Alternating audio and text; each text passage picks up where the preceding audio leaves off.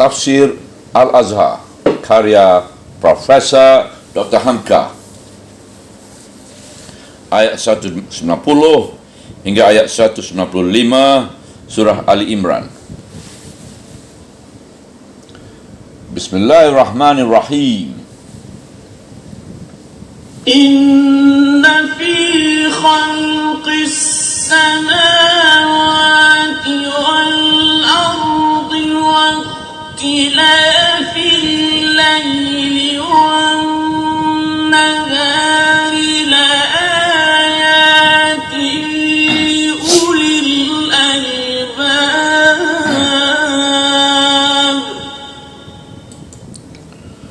Ayat 190. Sesungguhnya dalam kejadian langit dan bumi serta silih bergantinya siang dan malam terdapat beberapa tanda bagi orang-orang yang berakal.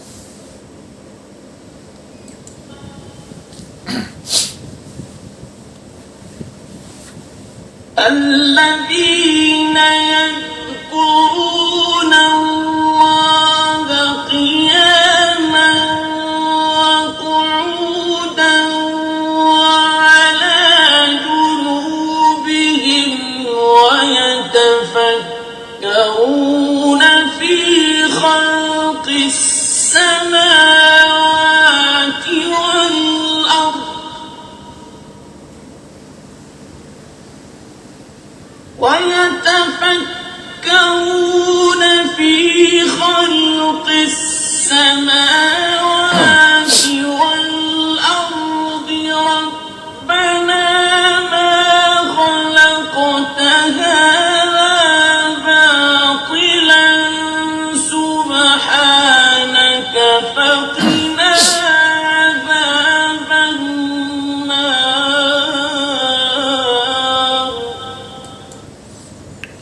Ayat 191, yaitu orang-orang yang mengingati Allah sewaktu berdiri, duduk atau berbaring, dan mereka fikirkan hal kejadian langit dan bumi. Ya Tuhan kami, tidaklah Engkau jadikan semuanya ini dengan sia-sia. Maha suci Engkau, maka peliharakanlah sekiranya kami dari azab neraka.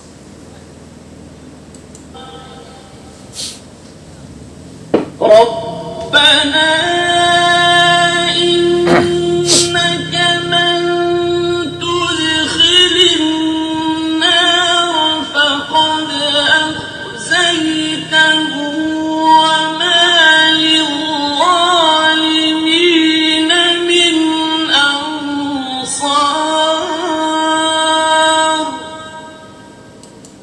Ayat 192. Ya Tuhan kami, sesungguhnya barang siapa yang Engkau masukkan ke dalam neraka, sesungguhnya telah Engkau hinakan dia, dan tidaklah ada seorang penolong pun bagi orang-orang yang aniaya.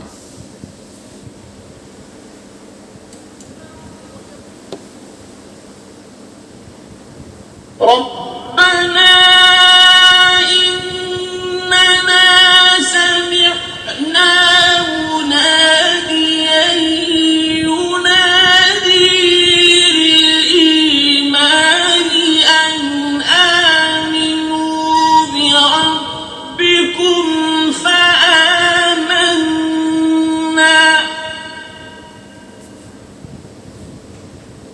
ربنا فاغفر لنا ذنوبنا وكفر عنا سيئاتنا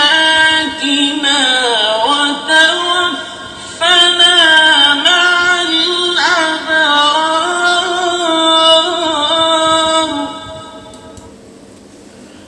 Ayat 193. Tuhan kami, sesungguhnya telah kami dengar seruan penyeru yang menyeru kepada iman. Berimanlah kamu pada Tuhanmu. Maka kami pun telah beriman. Ya Tuhan kami, ampunilah kami, hapuskanlah dosa-dosa kami, dan hapuskanlah kejahatan-kejahatan kami, dan terimalah kiranya kami bersama-sama orang-orang yang berbuat bakti.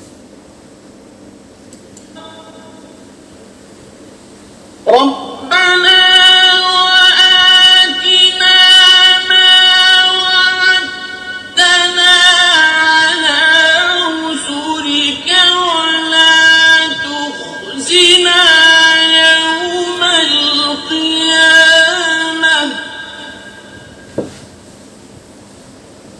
إنك لا تخلف الميعاد.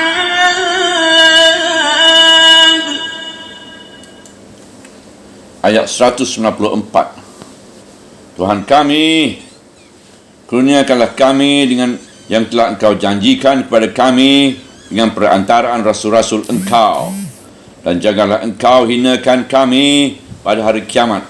Sesungguhnya Engkau tidaklah memungkiri janji.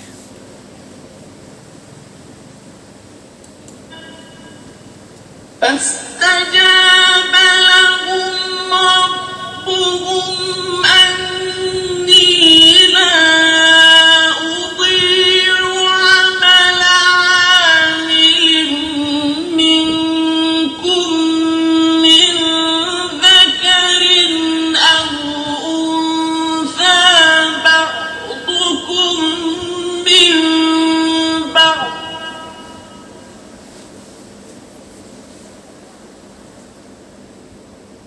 فالذين هاجروا وأخرجوا من ديارهم وأوذوا في سبيلي وقاتلوا وقتلوا لأكفرن عنهم سيئاتهم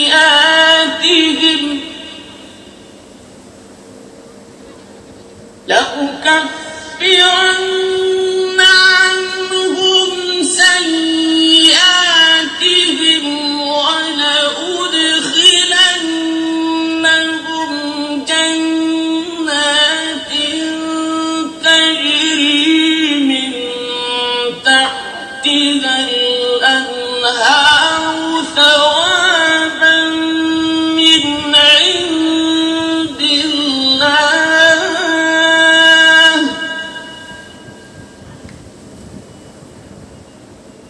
والله عنده حسن الثواب.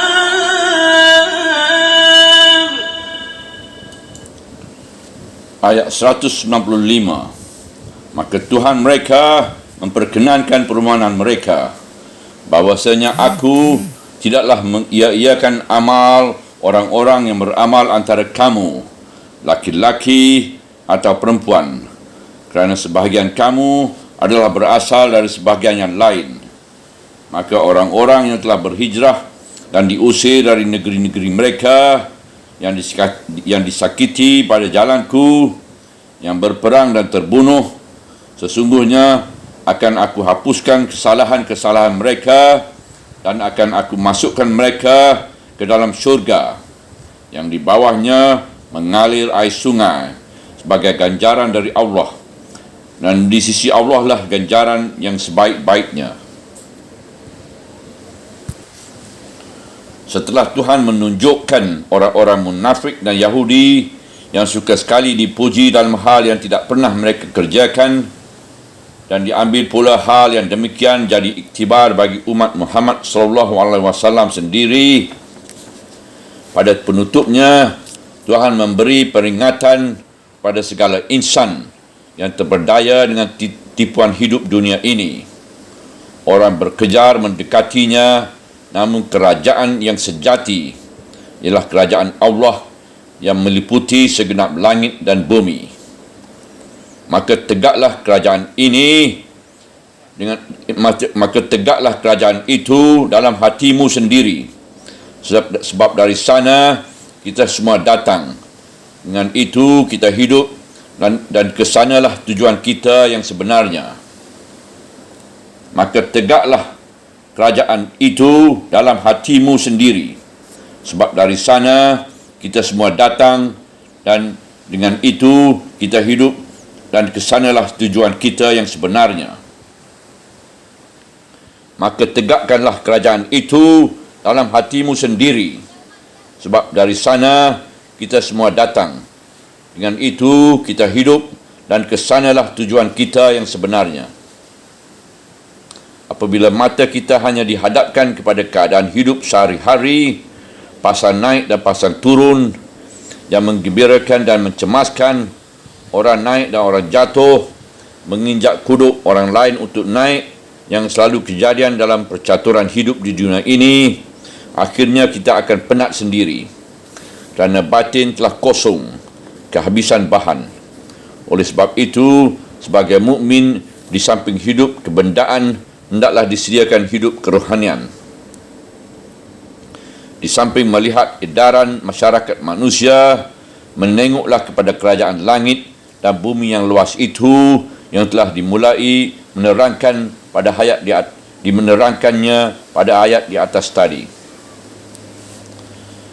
Sesungguhnya dalam kerajaan langit dan bumi serta silih bergantinya siang dan malam terdapat beberapa tanda bagi orang-orang yang berakal.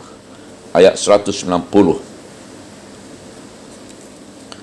Berkata Imam Ar-Razi dalam tafsirnya, ketahuilah olehmu bahawa yang dimaksudkan dalam kitab yang mulia ini ialah menjemput hati dan roh sesudah bising memperkatakan soal-soal makhluk yang dijadikan, supaya mulai tenggelam memperhatikan makrifat terhadap Al-Haq. Kerana sejak tadi sudah panjang pembicaraan tentang hukum-hukum dan menjawab beberapa keraguan yang dibawakan oleh orang yang tidak mau percaya. Sekarang kembali membicarakan penerang hati dengan menyebutkan soal-soal tauhid, ketuhanan, kebesaran dan kemuliaan Allah. Maka mulailah disebutkan ayat ini, demikian kata Ar-Razi. Renungkanlah alam, langit dan bumi, langit yang melindungimu dan bumi yang terhampar tempat kamu hidup. Pergunakanlah fikiranmu dan tiliklah pergantian antara siang dan malam. Semuanya itu penuh dengan ayat-ayat, tanda-tanda kebesaran Tuhanmu. Di sana dahulu cocok dengan zamannya, Musa telah mengangkat tongkatnya ke atas, maka keluarlah ayat dan mukjizat kebesaran Tuhan. Kemudian datanglah Al-Masih membawa ayat-ayat pula, menyembuhkan orang sakit kusta, menghidupkan orang yang baru mati. Sekarang datanglah masanya kamu disuruh berfikir melihat alam, supaya kamu dapat melihat bahawa semuanya itu penuh dengan mukjizat ilahi. Dahulu pada surah Al-Baqarah ayat 164 dan beberapa ayat lain, perhatian kita terhadap kejadian langit dan bumi serta perkisaran siang dan malam, dan sekarang dirangsang lagi. Tiap ada peluang sesudah mendaki menurun di dalam hidup, setelah dipikulkan kekerasan hukum dan peraturan, pujukan syurga dan ancaman neraka, kita disuruh mengheningkan cipta melihat makhluk Allah yang besar ini. Langit adalah yang di atas kita, yang menaungi kita. Entah berapa lapisnya, Tuhanlah yang tahu. Sedang yang dikatakan kepada kita hanya 7. Menakjubkan pada siang hari dengan berbagai warna awan gemawan, mengharukan malam harinya dengan berbagai bintang gemilang. Bumi adalah tempat kita berdiam ini, penuh dengan aneka kejanggilan yang kian diselidiki, kian mengandung rahsia ilmu yang belum terurai. Langit dan bumi dijadikan oleh Khalik dengan tersusun, terjangkau dengan sangat tertib. Bukan hanya semata dijadikan, tetapi setiap saat tampak hidup semua, bergerak menurut aturan, silih berganti perjalanan malam dengan siang. Betapa besar pengaruhnya atas hidup kita ini dan hidup segala yang bernyawa. Kadang-kadang pendek malam, panjang siang dan sebaliknya. Kadang-kadang musim dingin, musim panas, musim rontok dan musim kembang. Demikian juga teraturnya hujan dan panas. Semua ini menjadi ayat-ayat, menjadi tanda-tanda bagi orang-orang yang berfikir bahawa tidaklah semua ini terjadi sendirinya. Sempurna buatannya, tandanya menjadikannya indah, mulia belaka, tanda yang melindunginya, mulia adanya. Orang melihatnya dan mempergunakan fikiran meninjaunya, masing-masing menurut bakat fikirannya. Entah dia seorang ahli ilmu alam, atau ahli ilmu binatang, atau ahli ilmu tumbuh-tumbuhan, atau ahli ilmu pertambangan, ataupun dia seorang filosof, ataupun penyair dan seniman. Semuanya akan dipesonakan oleh susunan tabir alam yang luar biasa ini. Terasa kecil diri di hadapan kebesaran alam. Terasa kecil alam di hadapan kebesaran penciptanya. Akhirnya tak ada erti diri, tak ada erti alam, yang ada hanyalah dia, iaitu yang sebenarnya ada. La ilaha illallah.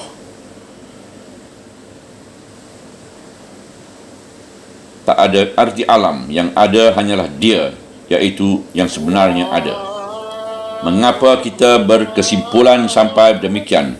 Ialah kerana kita manusia, kita berfikir Allah albab, mempunyai intisari. Ulul albab mempunyai intisari, mempunyai fikiran, mempunyai biji akal yang bila ditanam akan tumbuh. Orang yang berfikiran itu, iaitu orang-orang yang mengingati Allah sewaktu berdiri, duduk atau berbaring. Pangkal ayat 161. Artinya orang yang tidak pernah lepas Allah dari ingatannya. Di sini disebutkan yazkuruna, yang bererti ingat, berpokok dari kalimat zikir. Arti zikir ialah ingat. Dan disebutkan pula bahawasanya zikir itu hendaklah bertali di antara sebutan dengan ingatan. Kita sebut nama Allah dengan mulut kerana dia telah terlebih dahulu teringat dalam hati. Maka teringatlah dia sewaktu berdiri, waktu duduk, termenung, atau tidur terbaring, atau tidur berbaring.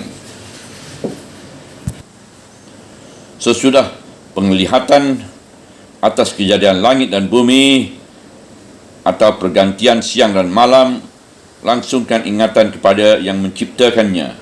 Kerana jelaslah dengan sebab ilmu pengetahuan bahawa semuanya itu tidak ada yang terjadi dengan sia-sia atau secara kebetulan. Ingat atau zikir kepada Allah itu sekali lagi bertali dengan memikirkan. Maka datanglah sambungan ayat, dan mereka fikirkan hal kejadian langit dan bumi. Di sini bertemulah dua hal yang tidak terpisah, iaitu zikir dan fikir. Difikirkan semua yang terjadi itu, maka lantaran difikirkan timbullah ingatan sebagai kesimpulan dari berfikir, iaitu bahawa semua ini tidaklah terjadi sendirinya, melainkan ada Tuhan yang Maha Penciptanya, iaitu Allah. Oleh kerana memikirkan yang nyata, teringatlah kepada yang lebih nyata. Semata difikirkan saja kejadian alam ini, yang akan bertemu hanyalah ilmu pengetahuan yang gersang dan tandus. Ilmu pengetahuan yang membawa kepada iman adalah pengetahuan yang buntu. Ilmu pengetahuan yang membawa kepada iman adalah pengetahuan yang buntu. Dia mesti menimbulkan ingatan, terutama ingatan atas kelemahan dan kekecilan diri ini di hadapan kebesaran Maha Pencipta. Sebab itu datanglah kelanjutan doa tersebab zikir dan fikir. Ya Tuhan kami, tidaklah Engkau jadikan semuanya ini dengan sia-sia. Ucapan ini adalah lanjutan perasaan sesudah zikir dan fikir, iaitu tawakal dan rida, menyerah dan mengakui kelemahan diri. Sebab itu, bertambah tinggi ilmu seseorang, sayugianya bertambah ingatlah dia kepada Allah sebagai alamat pengakuan atas kelemahan diri itu di hadapan kebesaran Tuhan. Timbullah bakti dan ibadat padanya. Maha suci Engkau, maka peliharakanlah kiranya kami dari azab neraka. Ujung ayat 161.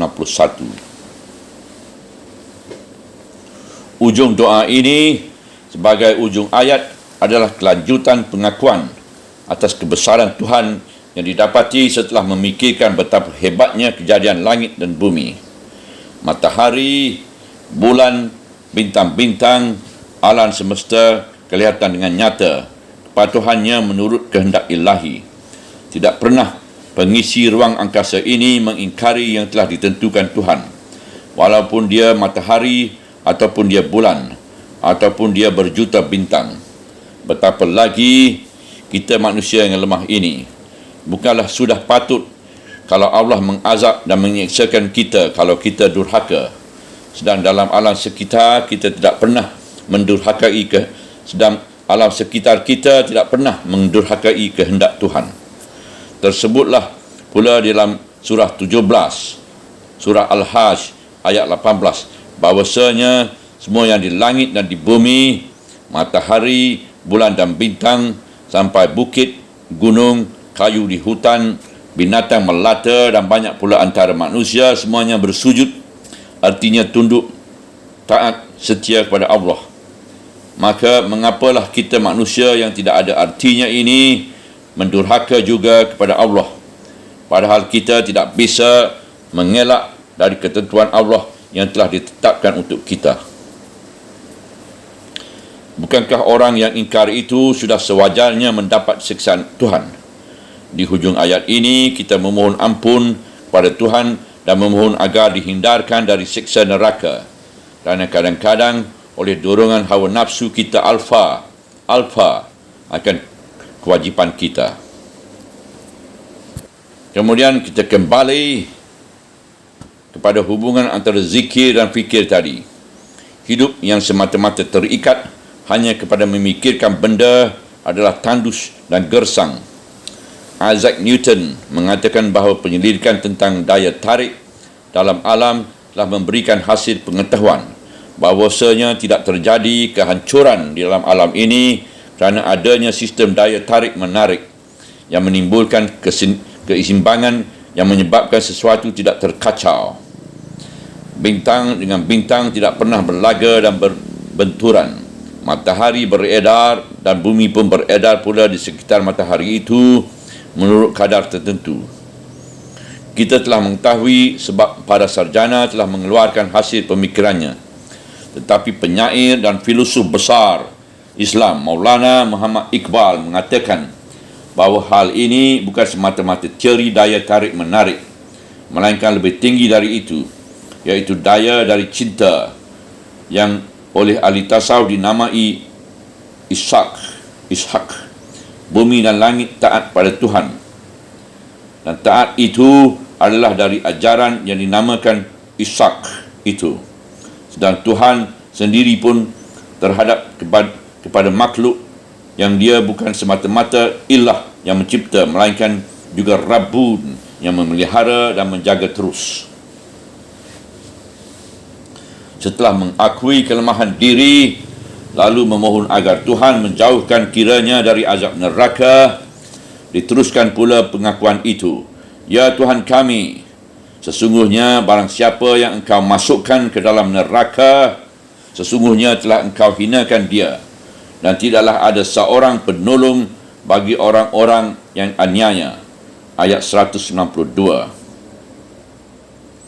Ayat ini melukiskan suara hati sanubari insan yang penuh pengakuan akan kebesaran Allah. Bahawasanya jika seseorang dimasukkan Tuhan itu ke dalam neraka, bukanlah Tuhan yang salah, melainkan manusia itu sendirilah yang telah anyayai akan dirinya, sebab dia melanggar ketentuan Tuhan yang sudah patut diketahuinya. Dan kerana dia yang memilih jalan anyaya, jalan yang tidak adil dan tidak benar, dia pun celaka. Kalau dia telah celaka, tidak ada orang lain yang akan menolong, apatah lagi pada hari kiamat itu kelak. Kalau mau selamat dari berbahaya akhirat, itu keselamatan itu hanyalah ditentukan oleh sikap hidup dan laku perangai insan itu sendiri, tatkala hidup di dunia ini juga. Oleh sebab itu, pada Tuhan jualah di pohon petunjuk agar mendapat jalan yang benar. Tuhan kami, sesungguhnya telah kami dengar seruan penyeru yang menyeru kepada iman. Pangkal ayat 193. Penyeru yang menyeru kepada iman itu ialah Rasulullah SAW. Dia telah diutus oleh Tuhan kepada hamba-Nya. Rasul itu pun penyeru kepada manusia supaya manusia berbuat amal yang baik dalam dunia ini agar hidup manusia berarti kerana berbakti, kerana berbakti. Penyeru itulah yang menunjukkan yang baik dan yang buruk. Dialah yang menyerukan, berimanlah kamu kepada Tuhanmu. Percayalah kamu akan adanya Tuhan itu, bahawa lantaran adanya kurnia Tuhan itulah maka kamu telah hidup di dunia ini. Daripadanya kamu datang, dengan perlindungannya kamu sekarang hidup, dan kepadanya kamu akan kembali. Dia yang menentukan hidup matimu, dunia dan akhiratmu. Peganglah kepercayaan itu teguh-teguh supaya kamu selamat. Maka kami pun telah beriman. Segala apa yang diserukan oleh Rasul itu telah kami terima dan kami akui. Tidak ada Tuhan melainkan Allah, dan Muhammad penyeru itu ialah Rasul Allah. Ajaran itu telah kami jadikan pegangan dan kami tidak lagi mempercayai sesuatu selain Allah. Kami tidak lagi menyembah berhala dan kami pun tidak lagi memandang bahawa hidup ini hanya hingga dunia ini saja. Ya Tuhan kami, ampunilah kami, hapuskanlah dosa-dosa kami. Di sini terdapatlah kalimah faghfir lana, maka ampunilah kami dari dosa-dosa kami. Kata-kata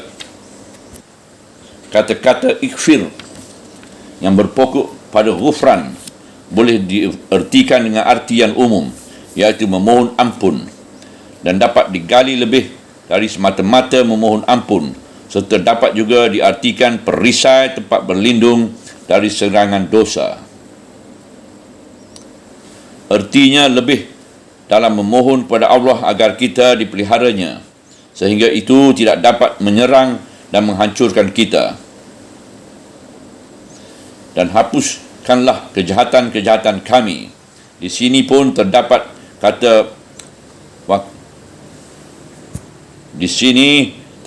kata wakafir anna yang kita artikan hapuskanlah kiranya dari kami. Ingat pula lah kita akan pemakaian kata kafarah, iaitu suatu denda menurut syariat Islam kerana pelanggaran aturan Tuhan. Misalnya kafarah seseorang yang terlanjur membunuh seseorang dengan tidak sengaja, maka kafarahnya ialah memerdekakan seorang budak. Dan kafarah zihar, iaitu menyerupakan punggung isteri dengan punggung ibu sendiri, belum boleh bergaul kembali dengan isteri itu sebelum membayar kafarah, iaitu memerdekakan seorang budak. Dan kalau tidak sanggup memerdekakan budak, hendaklah puasa 2 bulan berturut-turut. Dan kalau tidak sanggup, hendaklah memberi makan 60 orang miskin. Semuanya ini dinamai kafarah, iaitu penghapusan kesalahan. Artinya diberi ampunan oleh Tuhan tentang kesalahan itu setelah dibayar kafarahnya. Ada beberapa kesalahan yang dapat dihapuskan Tuhan kerana dibayar kafarahnya. Tetapi ada juga dosa yang dengan kafarah kebendaan tidak dapat dihapuskan kalau bukan Tuhan sendiri menghapuskannya. Permintaan kita ialah agar Tuhan sendiri menghapuskan kejahatan itu, baik dengan memberi maafnya ketika terlanjur atau menghapuskan bibitnya dari hati kita, sehingga kita tidak mahu mengerjakan lagi kerana hati kita diberi petunjuk bahawa itu adalah jahat. Lalu di ujung permohonan itu kita lanjutkan lagi dengan permohonan. Dan terimalah kiranya kami bersama-sama orang-orang yang berbuat bakti. Ujung ayat 193. Di sini kita telah memesan tempat. Kita minta disejajarkan dengan orang-orang baik, orang-orang yang berbakti, yang disebut Al-Abrar, iaitu orang-orang yang di dalam hidupnya selalu telah mendirikan kebajikan dan kebaktian. Permohonan itu tidak cukup hingga itu saja. Tadi kita telah meminta disejajarkan, disamakan penyambutan dan penerimaan kita bersama orang-orang yang berbuat bakti di sisi Allah. Dan oleh sebab tadi, kita telah mengakui bahawa kita percaya kepada penyeru yang telah menyampaikan seruan kepada kita dari Allah supaya beriman, iaitu utusan Tuhan. Maka sekarang kita lanjutkan lagi permohonan. Tuhan kami, kurniakanlah kami dengan yang telah Engkau janjikan kepada kami dengan perantaran rasul-rasul Engkau. Pangkal ayat 194. Berkali-kali rasul-rasul itu telah menyampaikan janji Allah bahawasanya siapa yang beriman kepada Allah akan diberi kurnia, akan dimasukkan ke dalam syurga Jannatun Naim, tempat yang aman, bahagia, damai dan tenteram. Cukup dengan serba-serbi nikmat mengalir di bawahnya air sungai yang jernih. Tempat terhenti segala kepayahan hidup di dunia ini. Dan janganlah Engkau hinakan kami pada hari kiamat. Janganlah Engkau masukkan kami ke dalam neraka. Janganlah dijauhkan kami dari nikmat-Mu, kerana kami telah mengaku beriman. Sesungguhnya Engkau tidaklah memungkiri janji. Hujung ayat 194. Itulah dia raja atau pengharapan dari orang-orang yang telah beriman itu, termasuk kita sendiri yang mewarisi dan menerima Al-Quran. Kita ini sangat mengharapkan karunia Tuhan masuk surga, dan kita pun takut, iaitu khauf, akan masuk neraka. Sedang kita merasa kalau sudah beriman kepada Allah dan tidak percaya dan sudah beriman kepada Allah dan percaya pada Rasul, jaminan Tuhan itu akan kita terima, sebab Tuhan tidak pernah mungkir akan janjinya. Maka Tuhan mereka memperkenankan permohonan mereka. Pangkal ayat 155. Artinya segala permohonan yang timbul dari hati yang kusyuk dan segenap kerendahan itu telah didengar oleh Tuhan. Tuhan itu bukanlah pekak dan bukanlah dia lalai saja ketika hambanya menadahkan tangan ke langit memohon kurnia atau sujud ke bumi. Kerana insaf akan kekecilan diri setelah memikirkan alam atau mengingatkan Allah. Permohonan itu disambut Tuhan dengan firman-Nya yang tegas, bahawasanya aku tidaklah mengiya-iyakan amal orang-orang yang beramal antara kamu. Inilah jawab yang jitu dari Tuhan, bahawasanya tidaklah dilengahkan saja oleh Tuhan. Permohonan itu didengar Tuhan. Apatah lagi kalau susunan permohonan seindah susunan doa yang tersebut di atas tadi. Tetapi soalnya bagi Tuhan bukanlah semata-mata doa yang tersebut di atas tadi, melainkan bukti kalau seruan batin telah diwujudkan dalam kenyataan, iaitu dengan amal kerja, usaha dan perbuatan, barulah itu ada harganya di sisi Tuhan. Besar atau kecil amal, tidak ada yang tersia-sia di sisi Allah. Besar dicatat, kecil pun dicatat. Nilai iman hendaklah dibuktikan dengan amal. Nilai iman hendaklah dibuktikan dengan amal. Nilai iman hendaklah dibuktikan dengan amal.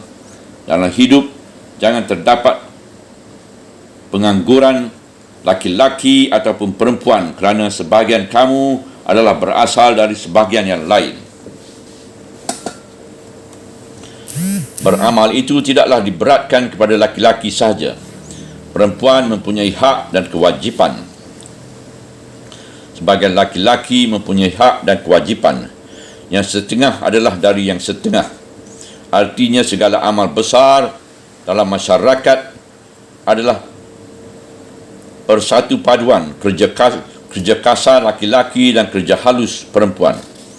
Dalam rumah tangga pun demikian. Si suami bekerja luar mencari nafkah, si isteri bekerja di rumah menjaga ketenteraman dalam rumah tangga. Kita ibaratkan pula dengan kerjasama membangun masjid bergotong royong. Laki-laki bertukang, perempuan membawakan makanan. Suatu rapat umum, meskipun kursi-kursi telah diatur rapi, Namun alas mejanya dan kembang-kembang penghias majlis mesti dicampuri tangan perempuan. Di dalam peperangan, lelaki-laki berjuang berhadapan dengan musuh. Tangan perempuan membalut yang luka dan menyediakan makanan. Itulah maksud Tuhan, bahawa yang setengah ialah dari yang setengah. Kerja dan usaha laki-laki memerlukan tangan kasar laki-laki. Masyarakat adalah laksana manusia memakai dua paru-paru. Dia menjadi masyarakat yang sakit kalau paru-paru yang bekerja hanyalah sebuah. Jika ada kesedaran pada kedua pihak, tumbuhlah masyarakat yang kuat dan kokoh. Selanjutnya berfirmanlah Tuhan. Maka orang-orang yang telah berhijrah dan diusir dari negeri-negeri mereka, yang disakiti pada jalanku, yang berperang dan terbunuh, sesungguhnya akan aku hapuskan kesalahan-kesalahan mereka. Inilah rangkaian jawab yang tegas dari Tuhan. Pengakuan iman saja belumlah cukup menjadi jaminan bahawa dosa akan diampuni dan syurga akan disediakan. Semata-mata berdoa memohon walaupun sampai menitikkan air mata darah belum tentu akan dikabulkan oleh Tuhan. Tetapi Tuhan terlebih dahulu menghendaki bukti amal dan usaha, kerja dan perbuatan, perjuangan dan kerja keras. Bahkan sudi berhijrah atau berpindah tempat kerana mempertahankan iman itu, atau diusir oleh musuh yang membenci tegaknya iman itu. Lantaran kuatnya pertahanan dan perjuangan iman itu, mereka pun tahan menderita ketika disakiti lawan, sebab mereka menegakkan jalan Allah. Ketika lemah, mereka tahan menderita, laksana penderitaan Ammar bin Yasir dan ibunya, ataupun Bilal ketika mereka masih di Mekah. Tetapi setelah mereka dapat menyusun kekuatan, mereka pun sanggup berperang lantaran menegakkan iman itu. Dan sudah sewajarnya bila terjadi peperangan, ada yang mati terbunuh. Meskipun terbunuh 1-2 orang, namun yang tinggal tetap menegakkan keyakinan itu sampai kemenangan tercapai. Dan ini berlaku untuk laki-laki dan untuk perempuan. Kalau sudah suka menghadapi segala akibat itu, manisnya dan pahitnya, jayanya dan bahayanya, sedang iman tetap tegak, tidak dapat digoncangkan dan digoyahkan oleh angin atau topan sekalipun, barulah Tuhan mengampuni dosa yang berkecil-kecil. Di penutupnya Tuhan mengatakan, dan akan aku masukkan mereka ke dalam syurga yang di bawahnya mengalir air sungai sebagai ganjaran dari Allah, dan di sisi Allah lah ganjaran yang sebaik-baiknya. Ujung ayat 195. Bandingkanlah kembali permohonan doa beriba-iba di atas tadi. Mohon dijauhkan dari api neraka. Mohon jangan sampai dihina dan dikecewakan pada hari kiamat. Mohon agar dipenuhi janji Tuhan terhadap rasul-rasulnya. Sebab Tuhan tiada mengingkari janji Tuhan sekarang. Sebab Tuhan tiada memungkiri janji Tuhan sekarang. Iaitu asal mau bekerja dan beramal, laki-laki dan perempuan, dan sanggup menahan berbagai derita kerana menegakkan kebenaran, pasti dosa-dosa akan diampuni Tuhan. Apabila hidup seorang mukmin telah diisi positif dengan kerja keras, dengan sendirinya kesempatan membuat dosa tak ada lagi. Dan kalau timbul dosa, nyatalah itu kerana bukan disengaja. Laksana Nabi Musa kerana hendak menegakkan keadilan dan membela si lemah, dipukulnya si zalim dengan tangannya. Lalu orang yang zalim itu mati tersungkur. Kemudian setelah Musa menderita berbagai penderitaan, maka kesalahan membunuh orang tidak dengan sengaja itu menjadilah satu soal kecil di sisi Allah. Sebab Musa sendiri pun mengaku bahawa membunuh itu bukanlah dimaksudkannya. Kemudian bandingkan lagi perkembangan sejak permulaan ayat 190 di atas tadi. Mulanya ialah merenungkan kejadian langit dan bumi, zikir dan fikir. Kemudian insaf akan kelemahan diri, lalu menyerah kepada Allah dan memohon. Tuhan sendiri memberikan tuntunan bahawasanya renung zikir dan fikir saja belumlah cukup sebelum diikuti oleh perjuangan dan penderitaan. Bandingkanlah pula hal ini dengan ayat-ayat di dalam surah Al-Jumu'ah, iaitu seruan segera pergi beribadat ke masjid bila seruan telah sampai, dan sehabis upacara solat diperintahkan supaya lekas-lekas keluar dari masjid untuk berjuang bertebaran di muka bumi mencari karunia Tuhan. Lantaran itu, maka hidup Muslim tidaklah cukup hanya dengan berzikir dan berfikir, tetapi harus dituruti dengan bekerja dan berjuang. Lantaran itu, maka hidup Muslim tidaklah cukup hanya dengan berzikir dan berfikir, tetapi harus dituruti dengan bekerja dan berjuang. Lantaran itu, maka hidup Muslim tidaklah cukup hanya dengan berzikir dan berfikir, tapi harus dituruti dengan bekerja dan berjuang. Dan perhatikanlah kembali inti ayat tadi, bahawasanya kerjasama wajiblah erat antara laki-laki dengan perempuan dalam menegakkan amal. Hal ini telah dibuktikan dalam sejarah Islam sejak mula perkembangannya, dari Mekah sampai ke Madinah. Yang menyatakan percaya pertama sekali kepada Rasulullah ialah perempuan, iaitu ibu orang-orang yang beriman. Isteri beliau yang pertama, Khadijah binti Khawalid. Syahid yang pertama kerana memperjuangkan Islam ialah perempuan, iaitu Ummi Yasir, yang disula kemaluannya sampai menembus ke lehernya dengan pucuk daun pohon kurma.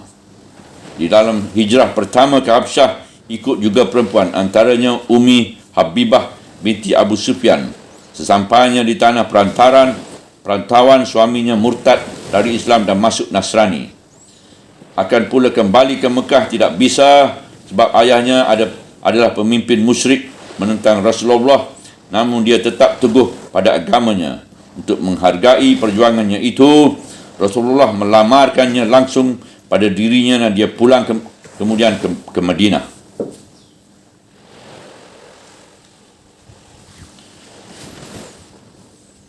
Ketika terjadi Baitul Aqabah, ketika mula-mula kaum Ansar mengikat janji akan membela Rasul dan sedia menerima beliau jika hijrah ke Madinah, telah ikut juga seorang perempuan, iaitu Nasibah binti Ka'ab Al-Ansariyah dan Asma binti Amir, ibu Mu'iz bin Jabal. Dan Nasibah itu turut dalam peperangan Uhud, turut mengiringkan Rasulullah ketika terjadi perjanjian Hudaibiyah, bahkan turut dalam angkatan perang ketika menaklukkan Mekah.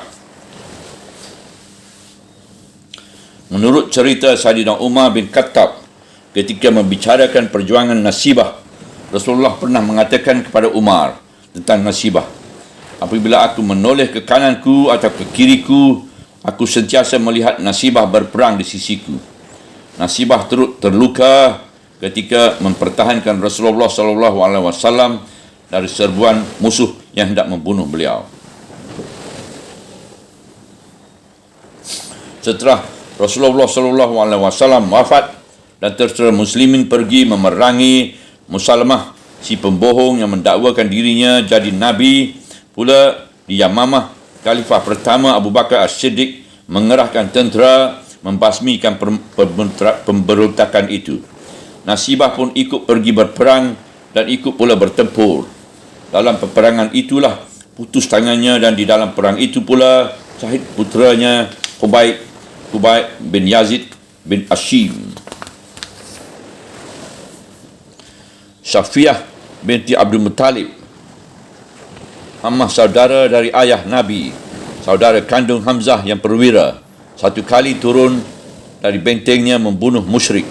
Terlalu panjang kalau kita daftarkan di sini bagaimana perempuan-perempuan pada zaman Nabi atau pada zaman sahabat-sahabat yang utama turut bertempur ke medan perang memikul tugasnya. Pada pokoknya menyediakan makanan dan mengobati yang luka, tetapi bersedia juga bertempur, membunuh atau terbunuh. Berkata Ibnu Abbas, perempuan-perempuan ikut berperang bersama Rasulullah.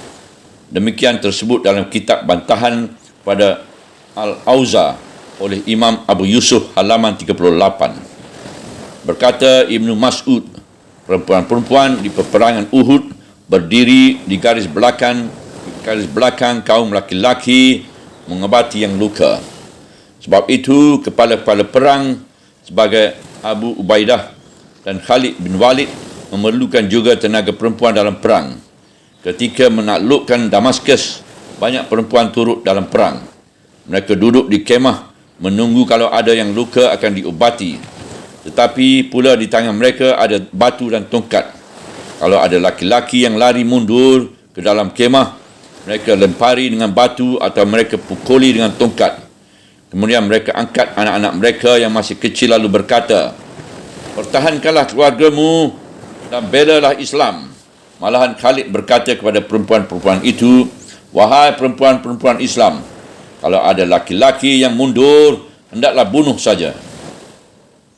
Menurut Imam Al-Auza, lantaran itu maka perempuan yang ikut berperang berhak mendapat bagian dari ghanimah. Ibnu Rashid dalam kitab Bidayatul Mujtahid berkata, sama pendapat ulama bahawa perempuan boleh ikut berperang. Ibnu Hazim berpendapat bahawa perempuan pergi perang adalah sunat. Ada tiga tingkat fatwa ulama tentang ikutnya perempuan dalam perang. Pertama ialah mubah, boleh. Artinya kalau ada mereka yang ingin ikut pergi berperang, jangan dihalangi. Kedua, sunat, iaitu bagi perempuan-perempuan yang ada kesanggupan dan keahlian terutama dalam mengobati yang luka. Ketiga, wajib berperang sebab telah menjadi fardu ain apabila musuh telah masuk ke dalam negeri, supaya mereka pun turut berperang bersama laki-laki. Maka kalau dalam perang menyabung nyawa, demikian kata Al-Quran dan demikian pula sunnah Rasul pada contoh-contoh perempuan pada zaman beliau dan pada zaman sahabat-sahabat. Demikian pula pendapat para ulama, nescaya jelaslah bahawa dalam hal yang lain pun perempuan yang mendapat hak dan berkewajipan yang sama dengan laki-laki, iaitu di dalam bakat dan bidang yang sesuai dengan keadaan dirinya sebagai perempuan. Carilah agama lain yang bersikap setegas itu terhadap perempuan. Maka kalau dalam beberapa negeri Islam terdapat perempuan tertindas dan tidak diberi hak, bukanlah itu dari Islam, melainkan setelah umat Islam tidak berpedoman kepada Islam lagi. Inilah agaknya yang dijadikan landasan sehingga pada zaman kebesaran kerajaan Islam Aceh, ada perempuan menjadi sultanah dan banyak perempuan yang duduk dalam perwakilan rakyat. Tetapi haruslah diperhatikan bahawa hak-hak perempuan yang diberikan Islam itu bukanlah menggantinya atau menandingi kedudukan laki-laki. Misalnya laki-laki menjadi penjaga rumah.